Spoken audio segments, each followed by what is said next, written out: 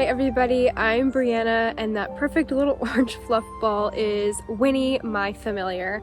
Welcome to episode 1 of my new series, all about witches and their familiars. It is around the time where 2 of my familiars have their death dates, and so I thought that this would be a really great way to honor their memory and honor our connection by bringing you this series at this moment. Today we're going to be talking about what is a familiar, what are their purposes, and how do they come into your life. In my experience, the connection between a witch and their familiar is one of the most profound connections that exists. It is divinely timed, it is divinely orchestrated, and it exists for a purpose, the purpose to assist you and help you on your soul's journey. I received my first familiar when I was 3 years old, long before I knew anything about anything. In fact, I've had 4 cat familiars throughout my journey, and they all symbolize specific phases of my life and specific phases of my spiritual path. So this is a topic that I'm really excited to be talking about and to bring you because I have a lifetime of experiences to share, and it's something that I'm just so passionate about, and I really feel that I wouldn't be the witch that I am today without the assistance and guidance of my familiars. Other videos in this series will include things like how to connect with your familiars, the history of familiars, the stories of my familiars, how to cope with the death of a familiar, just all different kinds of ways that they show up for you, and I'm really excited to be bringing you all of this magical goodness. So, what is a familiar? A familiar is a conscious spirit guide that will show up for you within divine time in this earthly realm to assist you, guide you, and support you on your magical path. A familiar will show up as an aspect of nature, most often as an animal. We will definitely be diving deeper into the possibilities of familiars being trees and land and things other than animals within this series, and I'm really excited because there's a lot to talk about there. A familiar will not show up as several different animals. A familiar is one spirit that has incarnated into one being. A familiar and witch connection goes far beyond owning a pet or just having a connection to an animal or a nature spirit.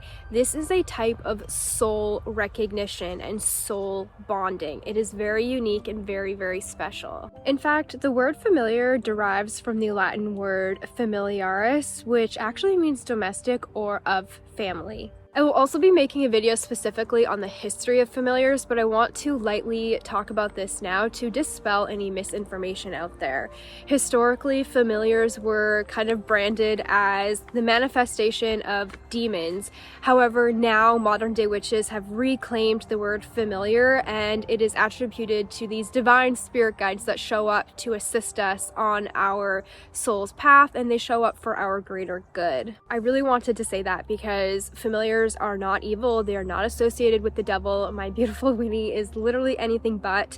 So historically there was an association between demons, and that is likely because the powers at be wanted to demonize people who were thought to have been witches or have practices and beliefs that were not mainstream. So what is the purpose of a familiar? A familiar's purpose is to assist their witch, their partner, with their magical craft and with their soul growth journey. A familiar has intentionally incarnated to assist you with your magical abilities, with your healing, and they can empower you on your path.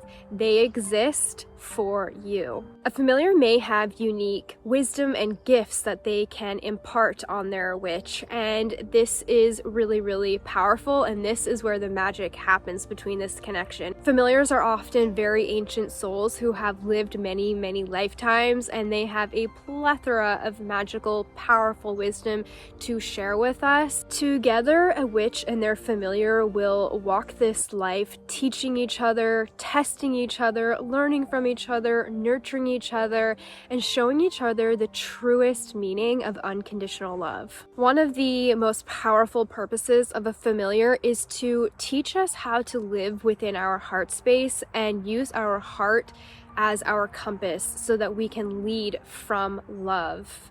And also, the familiar will support us as we learn to identify our wounds, our traumas, and our triggers, and our barriers to remove those blocks so that we can better access that heart space and that love. So, how do you find a familiar, or how does a familiar find you? There is really no easy answer to this, and I have a lot to say, so hear me out. A familiar shows up for you in a divinely orchestrated and divinely timed way. You wouldn't necessarily just go to a pet store and automatically have a familiar, although that can happen because it's a very nuanced process.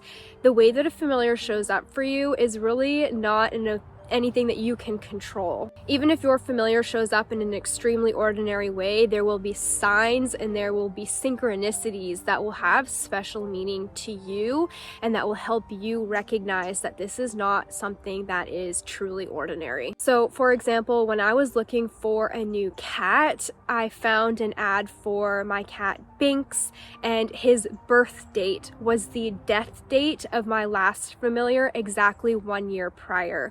And so that was a very strong sign for me. Another example of me receiving a baby familiar is Winnie. Around the time that Binx died, I started seeing the number 16. And in the moment that I had to decide if I was going to take Winnie, the person who had his mom was wearing a shirt that had a giant 16, and that was my sign. You may have heard that a witch and their familiar need to be bonded when the familiar is a baby, but this is not true. This is not true at all. Your familiar can show up to you when they're a baby, but you could also rescue your familiar, or you could have your familiar for quite a long time and not even recognize that it is a familiar connection until the timing is right for you. Another example is when I was 16, I found a cat with my mom and my sister in a parking lot. She was totally abandoned, walking around our car. She found us. We brought her into our family, and I had another familiar at the time, and I did not create a connection with this new cat until after my other familiar had died and until after I had started doing my conscious soul growth work.